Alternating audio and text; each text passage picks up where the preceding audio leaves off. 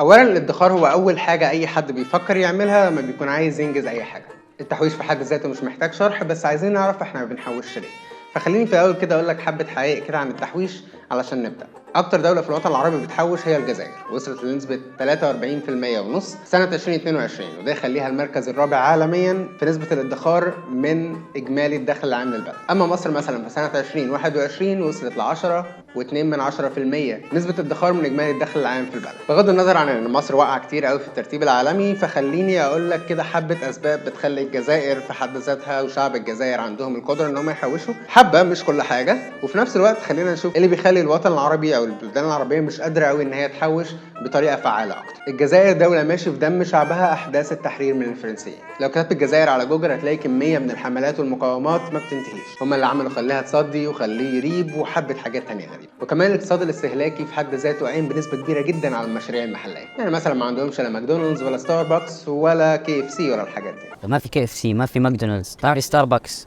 ما تفهموناش بالغلط، لكن اكلنا لذيذ، ما يحتاجوش هذوك البراندات. في مصر وفي معظم الدول العربية في حاجات كتير جدًا بتخلّينا ما نعرفش نحوّش. مصر ودول تانية كتير عربية شابة من ناحية عمر شعبها. الموضوع ممكن يكون حلو من جوانب كتير، بس في جانب مهم جدًا وهو الوعي. الناس زمان كان عندهم وعي عن دلوقتي. زمان اخترعوا مقولة القرش الأبيض ينفع في اليوم الأسود. كانت ناس كبيرة وحكيمة، لكن الوضع دلوقتي مختلف. الوضع دلوقتي بالنسبة للشباب وبالنسبة للأيدي العاملة فعلًا مختلف شوية. غالبًا وفي معظم الأحوال معظم الشباب دلوقتي بيدوّر على شغلانة خلال الجامعة مثلًا، عشان يقدر إن هو يوفّر فلوس دراسته ويقدر إن هو يساعد في البيت بشكل أو بآخر. وده شيء ممتاز بيساعد عجلة الاقتصاد إن هي تتحرك بشكل أسرع. بس في 4 حاجات عادةً بتخلّي الناس دي ما بتعرفش تحوّش، وكمان الحاجات دي بتأثّر على الناس الكبيرة.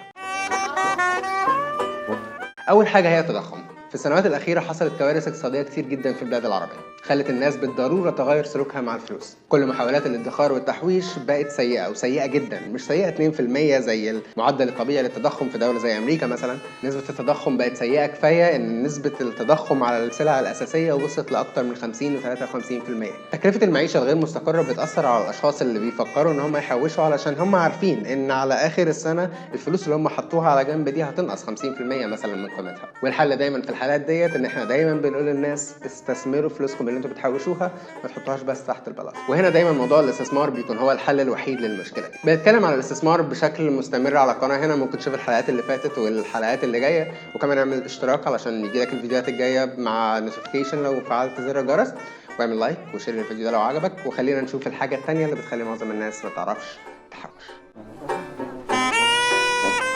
زي ما المصريين زمان كانوا بيقولوا القرش الابيض ينفع في اليوم الاسود، الامريكان في نفس الوقت كان عندهم مقوله تانية بتقول keeping up with the Jones. الجملتين ليهم معنى مختلف كبير جدا، بس الموضوع كان مختلف كتير جدا في امريكا عن مصر. وبما ان سواعد الاقتصاد المصري وسواعد الاقتصاد العربي قائم على الشباب اللي هو دلوقتي بيدفع مصاريف جامعته او مصاريف تعليمه وبيساعد كمان في البيت، الشباب ده في حد ذاته عايز اكله السوشي اللي بتنزل مع المرتب، عايز يعمل شوبينج اول ما المرتب ينزل، بيحاول على قد ما يقدر ان هو يكون قريب جدا من الدوائر الاجتماعيه بتاعته. بس المشكله ان السلوك اختلف عن زمان.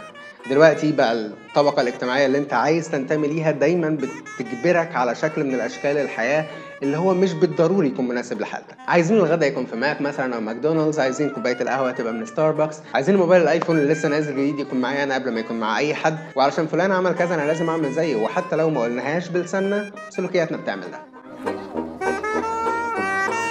رقم 3 وهي الثقافة، ثقافة التحويش أو الادخار. العشرات اللي بيشوفوا فيديوهاتي، وشكرا بالمناسبة، شباب. فخليني أسألك سؤال وعايزك تجاوبني عليه في الكومنتات. مين قالك تحوش وأنت بتكبر، وإمتى قالك ده؟ لا يوجد تعليقات.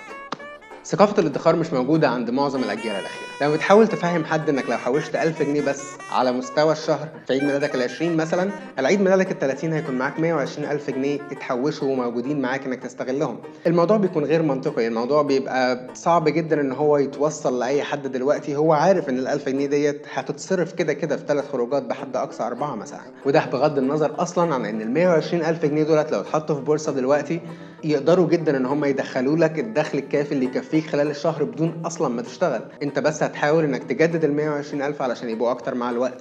البورصه في حد ذاتها هتقدر تطلع لك فلوس من فلوسك علشان تقدر انك تكمل حياتك، تقدر تتعايش بدون حتى ما تحتاج انك تشتغل. ومش بس البورصه، انت لو جمعت مبلغ معين وحطيته في البنك بالنسبه للفايده اللي موجوده دلوقتي هتقدر تعمل دخل مناسب ودخل كويس جدا من بس التحويش. انا عارف ان 10 سنين كتير جدا، بس هو ده التحويش، انك تحاول تحافظ على قد ما تقدر من نسبة دخل معينة تكون مقتطعة علشان تحقق هدف انت عايز تعمله مع الوقت. مش بس الشباب اللي ما بتعرفش تحوش، لو فكرنا في الموضوع بشكل مختلف اكتر هنلاقي الناس الكبيره اللي هي فعلا عندها وظيفه ومكتفيه بيها وحياتها ماشيه كويسه برضه مش عارفه تحوش، لان بشكل كبير جدا في دولنا العربيه، الدول اللي عندها معاش بالذات، الناس الكبيره بتتواكل على المعاش دوت ان هو ده اللي هيدخل لها فلوس بعد ما تتقاعد او بعد ما يكون مصدر الدخل ده مش موجود عندها. ثقافه الادخار وانك تحوش علشان تبقى غني مع الوقت، او ثقافه انك تبقى غني اصلا، للاسف مش موجوده. وعلى الجانب الاخر ثقافه التواضع والرضا برضه مش موجوده. الادخار شيء مهم جدا، وثقافه انك تبقى عايز انك تبقى غني مع الوقت مهمه جدا في الفتره الحاليه، خصوصا في بلادنا العربيه اللي هي نسبه قليله جدا من الناس معاها ثروات البلاد كلها. وانا وانت بنتخانق مين يجيب الايفون الاخير او العربيه الاقوى. دي مش طريقه صح نتعامل فيها مع الاقتصاد الحالي اللي في بلادنا العربيه كلها تقريبا.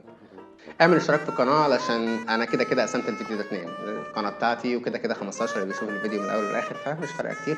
الفيديو الجاي هيكون طرق ازاي تحوش بيها، الموضوع هيكون مفيد. حاول انك تعمل اشتراك وتفعل زر الجرس عشان يوصلك الفيديو اول ما ينزل.